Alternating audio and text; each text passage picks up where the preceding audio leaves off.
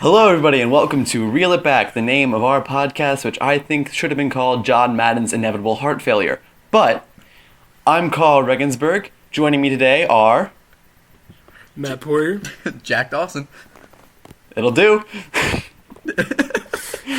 And still getting the guys, I love how. Go ahead. I love how the one time we really mess it up is the time where you and I are actually together. Yeah, exactly. Guys, I have to say I am so glad to be doing this podcast because has not been a good day. What actually happened last night, believe it or not, I got the sex talk from my mom.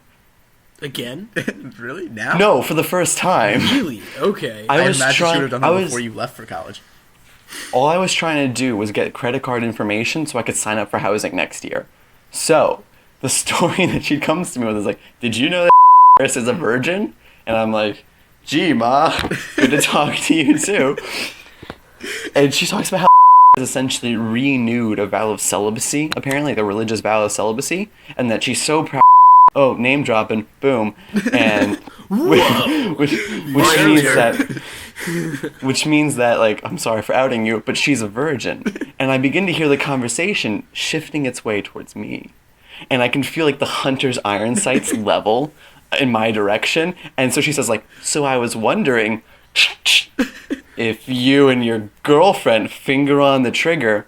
And I'm like, Mom, and I start pointing to my Dayglow orange hunting vest, saying, we're on the same team. And she says, have had sex. Click, boom. And just the buckshot shreds through me. She starts giving me the sex talk. She's like, you have to be safe, and you want to be comfortable, and you have to plan, and you both have to use protection. And that's just no good. I didn't like that conversation. I had to leave my room, and I just went for a walk. And then today, I accidentally started an oil fire in the kitchen. So, I'm really glad to be doing this podcast. Dude, something we can focus on. You've had a great time. Like I have not had a great time. I sat in a car today. I did the same. Like nothing eventful has happened. Nothing terrible has happened to me.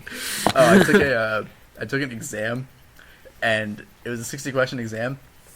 15 of the questions were about the Beatles. And one of them was, which of these people wasn't a Beatle? And it was Bob Dylan.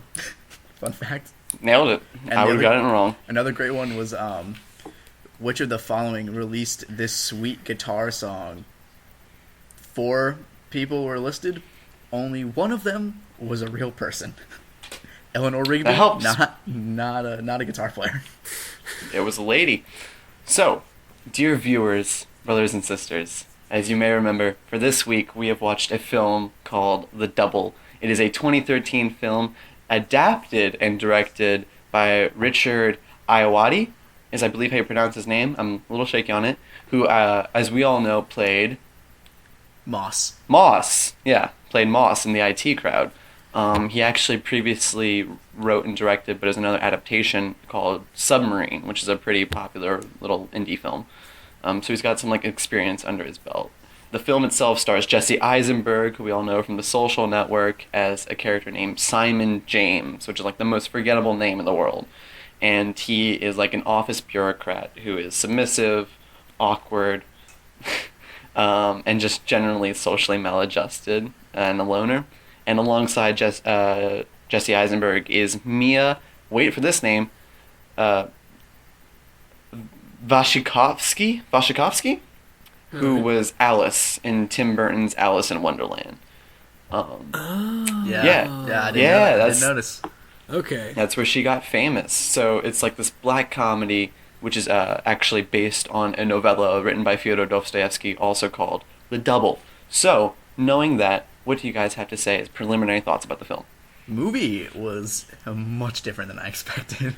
Yeah, I mean, I think for me, I was more expecting, obviously it was starring Jessie Eisenberg as Simon James and co-starring Jessie Eisenberg as James Simon, which is my favorite part of the movie. But I was more expecting. I did not even connect that till now. Yeah, Sorry. I was more expecting it to show Simon James living his depressing life. And then showing... Which is what I pictured Jessie Eisenberg's life to be. Absolutely. That's what his life is like in real life.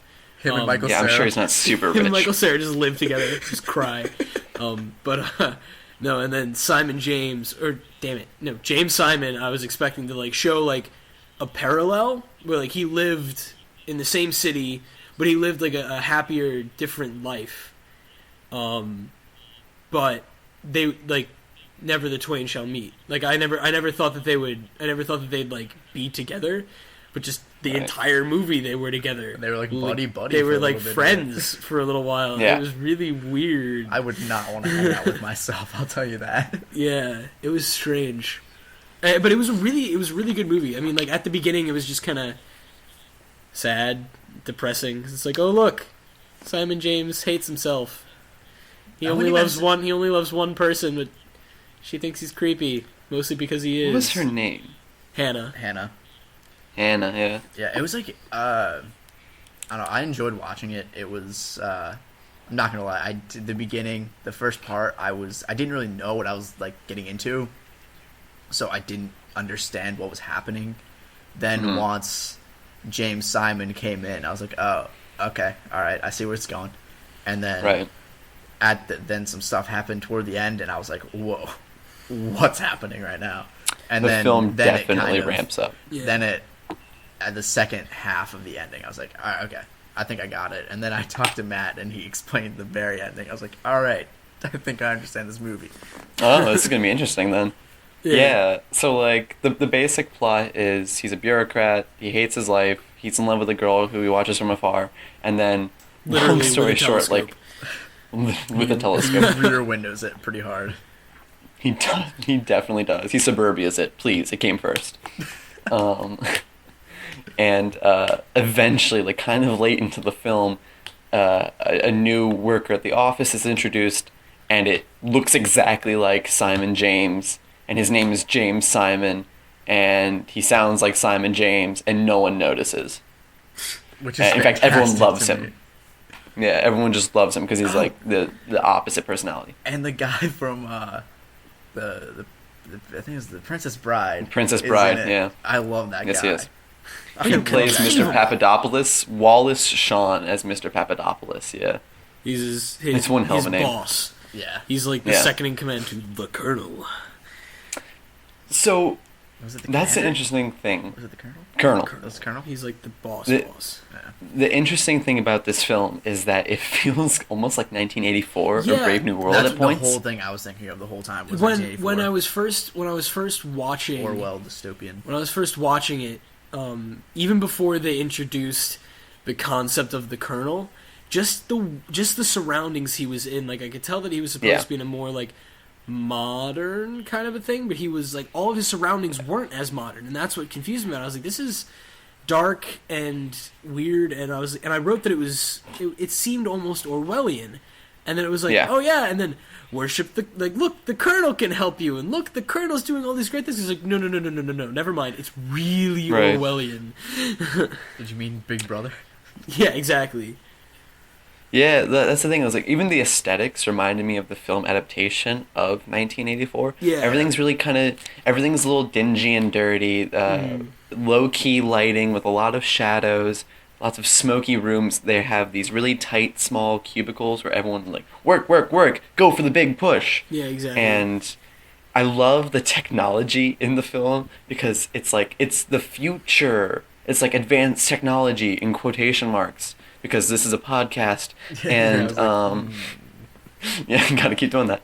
And it's the way the future would look if things got more advanced, but the aesthetic and the visual, like the sexiness of things, just stayed the same. So the copy machine is a circuit on a cork board, and you turn a dial and you push a button, and that's how many copies you get. Yeah. And it looks ugly. Or like his computer is like a little tiny kind of like Macintosh box. Well, no, like you type on. Like a Commodore What's interesting about his 64 computer thing. is that what it is when you look, they're all in these like little. They're not even just cubicles. They're like cinder block cubicles. Yeah. And what it is that big desk that he sits at, the sliding door comes down. It's kind of like a robot. That's what. computer Yeah, thing. that's what that long screen is. His computer screen is this tiny little keyboard that seems to only have arrows on it. I don't think it had anything else. They didn't the budget. That wasn't the budget. Yeah, exactly. Like, Yeah, it was just really weird, and like I kind of liked how there's a bit of mise en scène that goes along with it because everything looks kind of dirty and run down, and so do the people. Everyone's Yeah. kind of frazzled and ugly, except for Hannah, who's gorgeous, and Jessie Eisenberg, who's like Michael Cera cute. But everything looks threadbare. You know, like even their clothes look threadbare, Yeah. and I noticed this. Everyone sleeps in their office attire. Did you guys notice that? The entire You film. cut out for a when sec. Oh, did I cut out? Yeah. I apologize. Skype problems, ladies and gentlemen. Skype. There's mise en scène. Everything looks threadbare, and so do the people. Everyone looks kind of exhausted and tired. Yeah. And everyone sleeps in their work attire. Every time you see someone go to bed, like when Jesse Eisenberg's character Simon goes to bed, all he does is change from work shoes to slippers, and then he goes to they sleep. weren't even slippers; they're Converse. Yeah, it was like Like weird. Right. his comfortable shoes are just like beat up old Converse. That he Right. slips on after taking off his dress shoes. It's really weird, Yeah. like that. It's kind of cool. It's a good thing that like the bureaucracy is their life, you know. Yeah. Which it's very indicative of the novella that it was based on, because Russian and Ukrainian writers around that time, and also German writers, I should say, were so into like the nameless, faceless bureaucracy, and you have the one guy who's like kind of middle management, but he's mostly forgettable, and he has like his reputation at stake, but he doesn't, and then something weird, surreal, and unexplained happens to him, like with Kafka, or with, did I cut out again? Yeah. A little bit. Okay, but yeah, like Kafka does it, Dostoevsky does it, Nikolai Gogol does it, which is actually why this film's kind of important, is because the novella that it was based on, the Double, is kind of it's Dostoevsky's rebuttal to a short novella by Nikolai Gogol called The Nose. Which, while I know this is a film podcast, anyone out there who's interested in like literature should go out and read The Nose, because it's 50 pages long and it's hysterical. And the plot is a nose, like a man, it's like a mid-level bureaucrat, and he wakes up one morning and his nose is gone, and he discovers that his nose is going around town as him in his position, and in fact his nose has superseded him in this bureaucracy and is now like a higher position, and like it's just such a funny written little novella. It says like the nose looked down its nose at him, and it's so funny, and like he tries to talk to the nose, and the nose is like, I don't want to go back, and like, who are you, like you how dare you address me? And it's really good, and so this is kind of like a rebuttal to that, and you can kind of see it with the way that Simon James and James Simon interact. Yeah. You know, It's like Simon James has had this job for 7 years. No Right. one knows his name. The security guard who's checked him in every day makes him sign in as a visitor because he doesn't realize who he is. And then after one single day, everyone knows James. Everyone loves James. And then Simon's doing all of James's work for him. Like, he takes the aptitude test for him, and he aces it, and everyone's like, whoa, James is so great, when it's actually just Simon. And he's writing these special reports that if he only had the balls, he'd show to his bosses and be like, look, I'm doing a good job. This is something that we should do. And literally James would take it out of his hand and say, listen, this is my new report.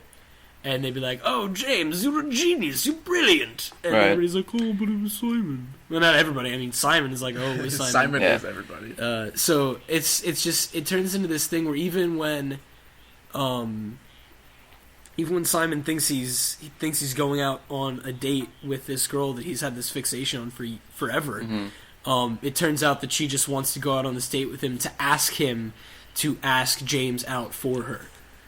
And it's just this terrible, terrible thing. And she said oh, he just had something about him I could tell just by looking at him. And Simon's like, really? Could you? That's weird. Because we're the same person. My favorite part about this movie was the way that Simon went about the whole James thing. He'd be like, he's so funny. Seriously, guys, like, just no, he has my face. And everyone's like, and with like a really not tasteful racist joke, it's Simon's friend. Yeah, He's like, oh, you do kind of look like, and you're not even Chinese. Yeah. Well, that's what I thought was funny because he asked his one friend does he remind you? And he was like, no. yeah, And then he brings him out. And he's like, look at him, and he just keeps looking at him and looking at Simon, then looking at him and then looking at Simon, looking at him and It's looking like, at Simon. oh He yeah, goes, who'd you have in He mind? goes, me. He goes, I guess. You're like, what? You're like, what do you mean? He goes, he's like, yeah, he looks exactly like you. It's like, what? It has to be said that the film is really funny. It's a dark comedy, and there's definitely dark bits to it.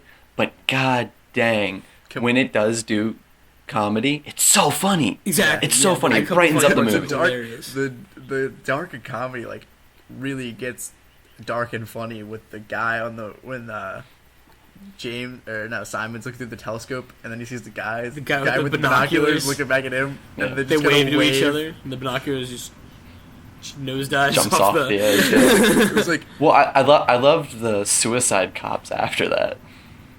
Let's put him down as a maybe. Yeah. yeah.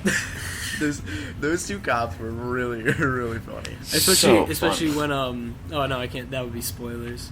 That'd be just talking about. Well, everybody's watching. People are supposed to have seen it. Well, here, let's talk about this, because I know people are going to bring it up. Who's real in this film? Is Simon James real, or is James Simon real? Are they both real? Are they the same person? It's this Fight Club. What's going on? What is your guys' opinion on that? I don't know. I think in this weird Orwellian society, it was almost as if James Simon was replacing him, because the fact that he does. I don't think it's Fight Club, because the fact that there are people who see the two of them together. It's not like there's one. It's not like one person who references, like, oh, Tyler, or oh, narrator whose name is never actually said because he's actually Tyler. Spoilers, sorry, whatever. Yeah, seriously, dude. Oh my god, it's almost like the movie came out like 20 years ago. Yeah. But so, they... Keep going, Matt. Keep going, Matt. Okay. Yeah, but it's gonna pick up. I apologize for any interference with the audio. No, but so yeah, it is kind of loud. All right, but anyway, so they like, see I we're in my because basement. because they reference both of them at the same time, like because Hannah talks to Simon about James and about talking to James and talks to James about talking to Simon, like the fact that they both exist means that it's not like that. But I like it's difficult to try to understand their connection because of the fact that, you know, if Simon gets hit, James gets hit. If James gets hit, Simon gets hit. If Simon gets cut, share James damage. gets cut. Like, it's this whole weird thing. And I think it's almost something that James knows, because because there's that one point where he nicks Simon with that knife. And in the next scene, you see James. He's got the Band-Aid right where he cut Simon. Yep. So I think it's something that James has known, at least since that scene, if not all along, that he's got this connection with Simon. But Simon just doesn't realize it until the funeral when he hits him. Which is an amazing scene. Like, think about that someone's invading your life in all these different ways, but so much so that they show up to your mother's funeral and you're not. You do. Yeah, exactly. Yeah, you're not invited, essentially. Yeah, because you don't get the message until like way later. Yeah, I thought that was almost. I mean, you could see obviously in the film that was the breaking point for Simon. But I think that was almost the point for me where I saw that he was taking it a step too far. Because I mean, obviously he'd taken it several steps kind of far in everything else. Where, you know, took the girl, took the other girl, sexual took all the other girls, took his the man's job, damn job. Literally made it so that he didn't exist in the system. Yeah, in the bureaucracy. That was weird. Yeah, it was so funny. That was so funny. I love the clerk. You don't exist. How do I exist? You don't exist. How do I exist? Get a card. How do I get a card? Or, all right, can you give me a card? No. Why not? Because you're not in the system. How do I get in the system? Well, you have to get a card. They catch-22'd him, and I love that office clerk. Like, lovely. Now you don't exist. Ooh, poor chap. It's so funny. I love him so much. No, but so anyway, like, I thought that, like, because that was just a business thing, or like a girl, like that's one thing. But then, like, that's you politics, could tell that the bitch. only person in the world who truly cared about Simon, and even still didn't really, was his mother. That was and great. No. So like you know, his mother dies, and that's terrible. And then he gets back, and like he gets to the funeral, and he's not there, but James is. And it's just one of those things. And like now that we're talking about his mother, I have to talk about his mother's roommate, because his mother's roommate was fantastic. She was one of the best when characters when she just said she said you're still not right, and she hands the knife to him and says, make sure the cut is deep. I knew that at the end of the movie either James would be dead or Simon will have killed himself, and it would have involved that knife. I just knew from then on. And she was just crazy. And he walks out. Did you know that people around here were carrying weapons to the guard? And he's like, yeah. How long's that been happening? A while. He opens his jacket. And he's just got a gun. And he's like, all right. That guy was really funny too. He was a very underrated character himself. That's not enough. I know. Jack, what's your opinion on James, Simon, James? Who's real? Who's not? I think they're both real, but I think that in some way, I think for whatever reason, Matt. like I don't know how it happened. Jack, but all right. Oh, Jack. Never mind. Jack, go. No, you finish your statement. No. I was basically just gonna say what I've been saying. So yeah. I don't know. I think that I'm pretty sure James might have been the real one, because of the fact that like Simon was never in the system, and Simon was always a guest, and no one cared about Simon. It's almost like Simon was never actually there. And as soon as James came, everyone like understood James. Everyone knew who he was. Everyone cared about him. It's almost like, Simon didn't actually exist. He wasn't actually in the system. And like after now that the whole thing with James, Simon can take James's spot. Right. Okay. Interesting. Personally, I don't think it fucking matters. Yeah. Because here's the thing about the film is that this film is it's two things, maybe three things. It's like Fight Club meets Youth in Revolt meets Macbeth. Mm-hmm. And I think I don't know how people feel about that, because here's the general thing about horror movies. This isn't a horror movie; it's a dark comedy, but it's really a nightmare, Mm-hmm. And so in these nightmares, and like in horror movies, you've got taboos for male characters and female characters, and 9 times out of 10, the taboo for the female character, sex. 9 times out of 10, the taboo for the male character, 9 times out of 10, is ambition. Mm-hmm. Right?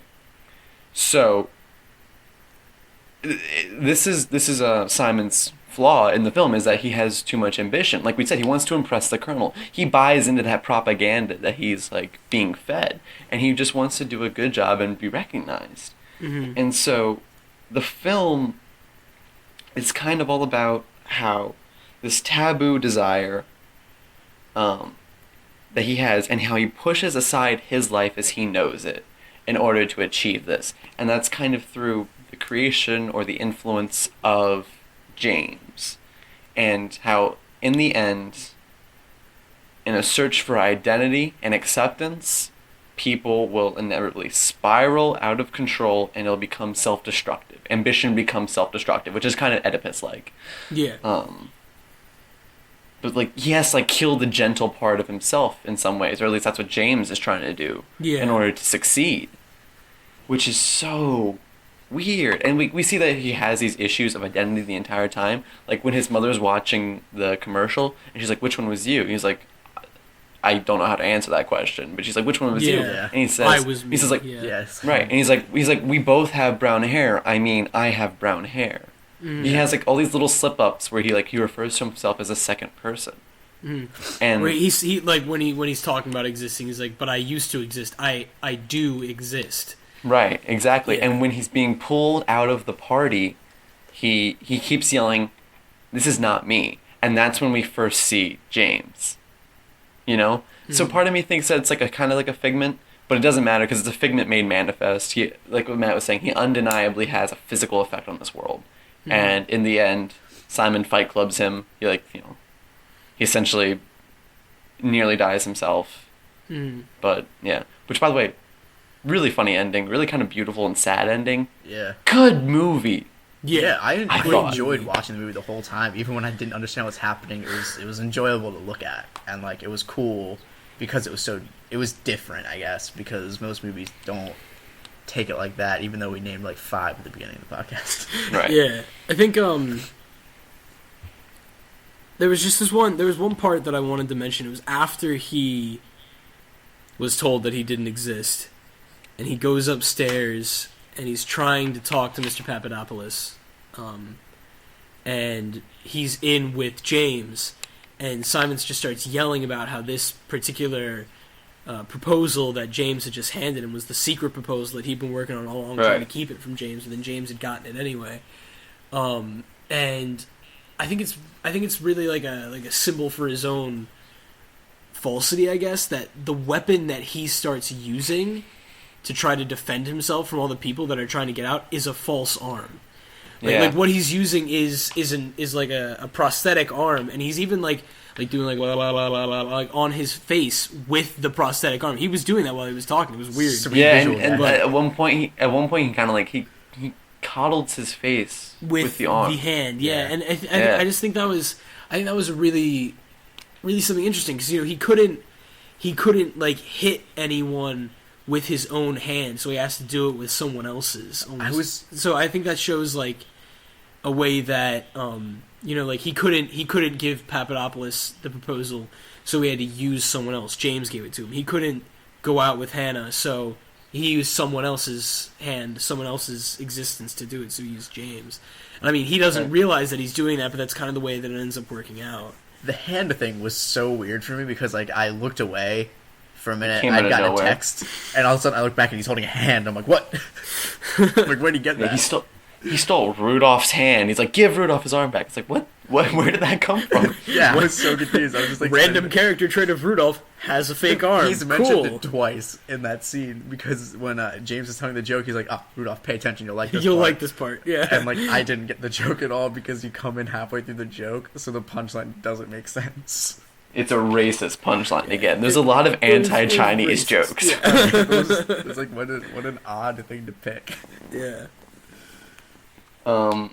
Yeah, no, that was definitely funny. Oh, what was I gonna say? Real fast. One closing thought. It's gone forever. Awesome. All right. Speaking of gone forever. Oh no! One real fast question. What the hell was with all the Japanese music? All the songs were in Japanese. I don't know. I wanted to point out something that you just reminded me of.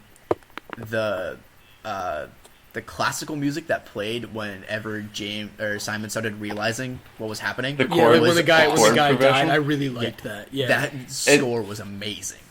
You know what? A fun fact about that? I looked it up. It's based on a Franz Schubert piece, and the entire thing is the Franz Schubert piece is it's called the Doppelganger, I believe, as well, and it's all about this gradual chord progression that kind of mirrors itself. Okay. All right. So it was a really nice choice. Anyway, yeah. So final thoughts on the film. Real fast. What do you think about when he's in the hospital after bringing Hannah to the hospital, and the doctor he talks to is the security guard? Yeah, that was cool. I didn't even notice that. I thought that was so cool. What was that? I thought it was really cool. As for the meaning behind just showing it, that he wasn't the only one with a double, but I think it was weird because his double's almost destructive, whereas this double seems almost completely disconnected from the other one. right? I don't know. They were completely independently of one another. Because they had twins. That was just something that I wanted to mention. It might just be twins. No, it was definitely cool. Yeah. They finally found their twins. I thought that was a super cool touch. The miscarriage was an interesting touch there. Yeah, There's a lot of no idea about that. I was so confused. It's the idea is that it's James' baby, and when she was trying to kill herself, she swallows all these sleeping pills and it ends up in a miscarriage. Yeah. There's a lot of stuff that's packed into this film, especially towards the end. You have to watch it fairly closely. You know. Yeah, you really have to pay attention. The ending I thought was beautiful. It's kind of like a realization of he's embracing himself as his own identity. He kind of succeeds in his ambitions, and we see that with the Colonel being in the ambulance all of a sudden. Yeah. You're special, son. Yeah. I like to think I'm pretty unique. Yeah, that was a great line. Yeah. It melted my heart. Fun fact about the Colonel, by the way, he's married to Billie Piper, who played Rose from Doctor Who. She's 32, he's 79. Really, No. Can we get a screenshot of that and use that as the podcast picture? I just want to get a thumbnail of it. Hit print screen, baby. No, because you're so blurry. Oh well, but so yeah. All right, so on that note, we should wrap with just saying, watch this movie. It's a great absolutely. watch. Yeah, it's absolutely. Yeah, it's not really something It's not a party movie. It's also just not something we can do justice in a short amount of time. Because we could talk about this movie for hours if we really wanted to. Knowing us, we probably will. Yeah. There. Yeah, if you haven't yet watched it, absolutely go out there and watch it. I know it might have seemed like we spoiled stuff, but when you're actually in the experience, you won't even notice it. It's so enjoyable. It's such a strong feature from Richard Ayoade. I had no idea that he was capable of this stuff. It's a really that's the reason I wasn't expecting this. Like that's just not what I see him as from the IT crowd. Yeah, I expected Moss. A really beautiful, fully formed artistic vision. That's what I have to say about it. Absolutely, yeah. So, on to next week. Jack, you want to take that over? We are watching Bernie. Bernie, you're right, Matt. Thank you. I forgot. Bernie with Jack Black. Yeah. Yes, Bernie with Jack Black. It was directed by Richard Linklater, who did Dazed and Confused, and most recently, that's a good movie. Dazed and Confused, just fun. It's a fantastic movie. And most recently, he did Boyhood, who it swept a lot of the award shows because it took so long to film. Hey, Karl. So yeah, if you want, what's up? Are you cool? Oh, I don't remember that movie that well enough. Sorry, man. I'm cool. You want to smoke pot? I was trying to quote Dazed and Confused, but I know I don't remember it well enough. I was expecting you to just say what. That's why I thought I'm the asshole. I'm sorry, I ruined the joke. Guys, this podcast is falling apart, much like Simon James's life at the end of the film. On that note, we should definitely cut. Yeah, no, but for real, next movie, Bernie. It's on Netflix. Stars Jack Black, directed by Richard Linklater. Watch it. Hear our stupid opinions about it. Watch our podcast about it. Fall asleep to our podcast, because who the hell actually listens to podcasts? 21st century. That's all. Yeah. Tune in next Thursday. Reel it back here next Thursday. Nailed it. Oh,